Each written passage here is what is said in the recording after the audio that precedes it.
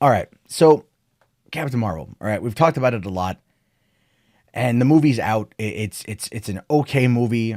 People have seen it. Fine. But the conversation continues, and the conversation continues in ways that is proving to be very annoying. Because what we're seeing here is we're seeing this protection of Rotten Tomatoes by the media once again. We're seeing this push being made about Rotten Tomatoes, that they're kind of the victims here, or they're kind of the heroes here, so to speak. There's an article that came out today titled "When Captain Marvel Became the Target, the Rules Changed," and this, of course, is coming from the New York Times. Well, how exactly Captain Marvel being the target, the rules changed? Why are you virtue signaling for this movie? We've seen a lot of crap happen with Rotten Tomatoes over the span of the last couple of years that was before Captain Marvel. And people out there at this point are very much just trying to argue that, Rotten Tomatoes is now doing the right thing. Finally, after years of there being attacks and threats of attacks and actual bot attacks, now they're finally acting. It's a little bit weird, isn't it? It seems a little bit coincidental, if you ask me.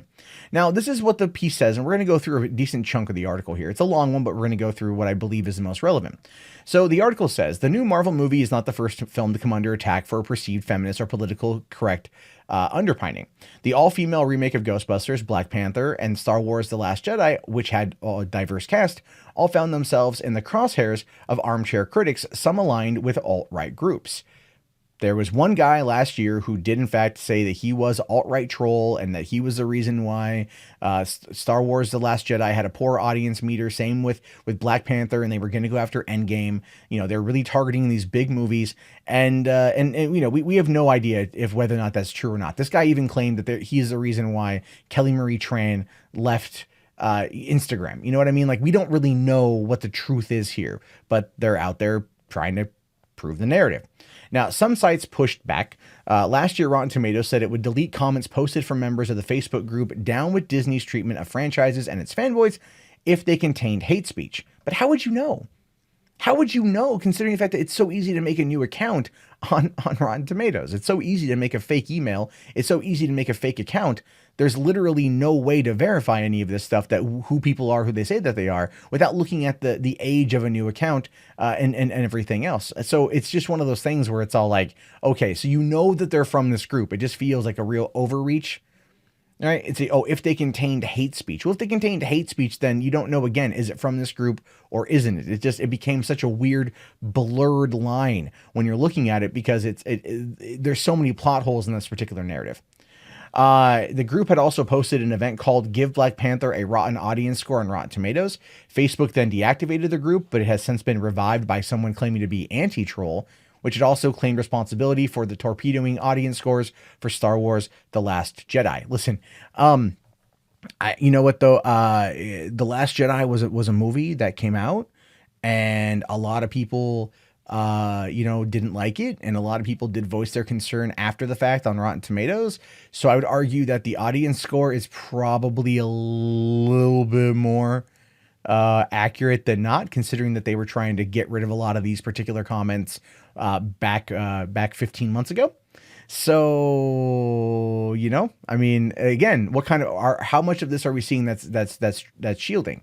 Oh, well, all the negative audience score for Star Wars The Last Jedi, that's all trolls. Right. Never mind the fact that the movie is the most divisive movie of the fandom, of the series. It split the fandom. Like, people are still angry at the movie all these months later, and people are begging J.J. Abrams to just completely redo everything Rian Johnson did. But if you are Rotten Tomatoes, you're going to sit there and argue against that as just being a troll army. Part of me, and this is my own weird tinfoil hat theory, but part of me has always kind of questioned if this kind of stuff is organized by these companies to generate controversy in a way that can be controlled and managed. And then it just makes them look good in the eyes of people who might want to go see it. And it just causes all this chaos and controversy, but keeps people talking about it, which then keeps its profile high, which in the case of Captain Marvel, let's just say that's the case, if that theory is accurate, didn't even remotely impact the box office in a negative way. In fact, $500 million in the first couple days. Weird theory to go on. I have no proof to back it up, but in the back of my mind, I'm like, that would be like something that would work. It just, because after all these years of covering this kind of crap, a false flag attack over something like this would be so easy to manufacture if you know how to target on both sides to get them riled up. Like I said before, when it came to the Rotten Tomatoes audience comments for the reviews of Captain Marvel, we saw some that were duplicates of negatives, and we saw some that were duplicates of positives. Someone is causing chaos, and it's working. It is very much working. It's very interesting to me, but I have no proof to back it up. I don't. I really, really, really, really, really don't. Now, 2.5 months later, after the whole situation with Brie Larson, Rotten Tomatoes threw in with Miss Larson's cause and revamped its criteria for critics. This, of course, is after Brie Larson had asked for more inclusivity in regards to reviews, right? Because Rotten Tomatoes is it's very much kind of like a boys club. Boys being more of a neutral term than the actual gender of the people involved, but it's a tight clique. Hollywood reporters, Hollywood reviewers, it's a bit of a tight clique. They all kind of know each other. So opening it up to more people is actually something that I'm on board with. Having more voices expressing their opinion gives you a better score when you're getting a more diverse group of people coming on in instead of the standard access media, guards, so to speak, right? Those who guard their way into that particular world. So there's something to consider on that front as well. But again, that's kind of where Rotten Tomatoes is. So it says here that it wanted to focus more on individual qualifications than the brand and reach of a publication, to include hundreds of reviewers from underrepresented groups in its Tomatometer. It also pledged $100,000 to various film festivals working to diversify their press corps, in part by helping cover freelancers' travel and lodging costs. And that's cool because it costs a lot of money to go to all those festivals and to cover everything on a freelance. I've done freelance work before. Yeah, it can rack up pretty good. But the thing with this is actually something I do support, by the way, because like I said before, I do want to see there being more focus on the reviewer rather than the publication. All of this stuff ultimately boils down to personality-driven content, right?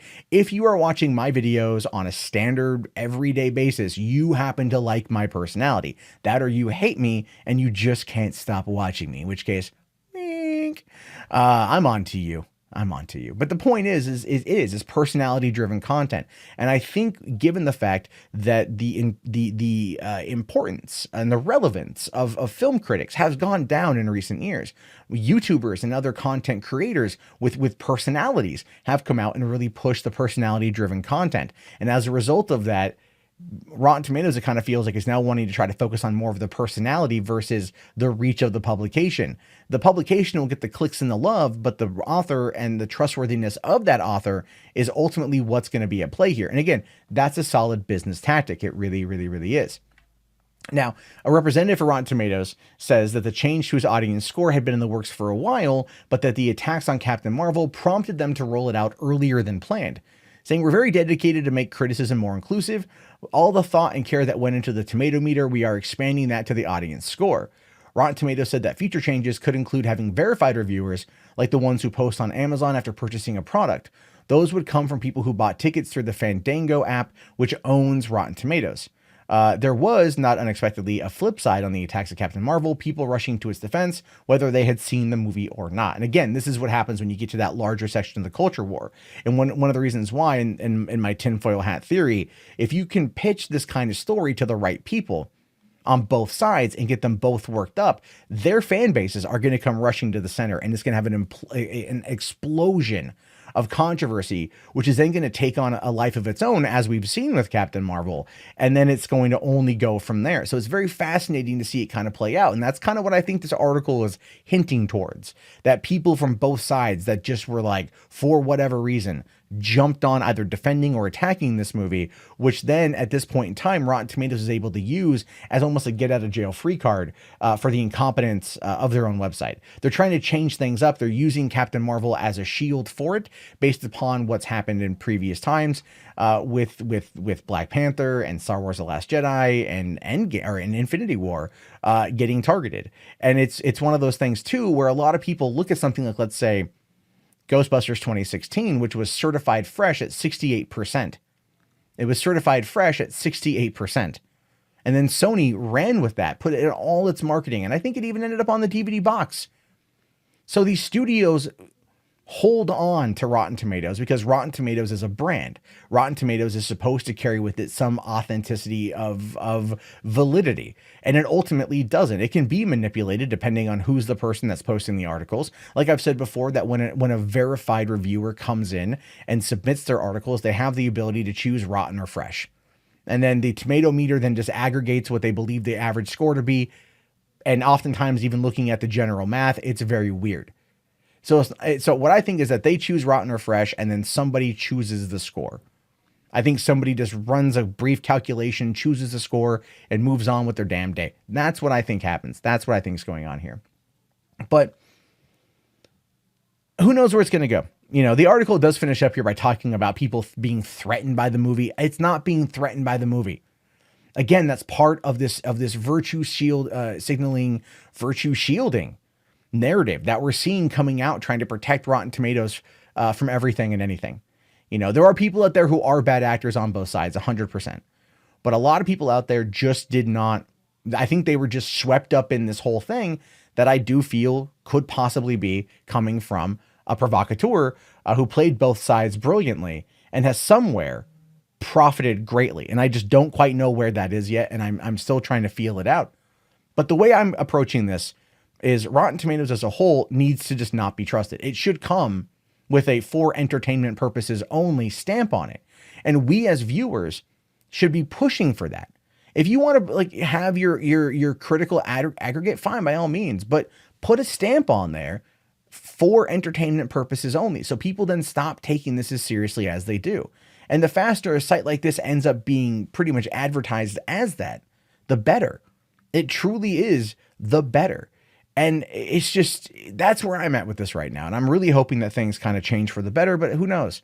Who fucking knows at this point? It literally, this fight's going to continue on in one fashion or another, because again, somebody out there is profiting from it. We just need to figure out who.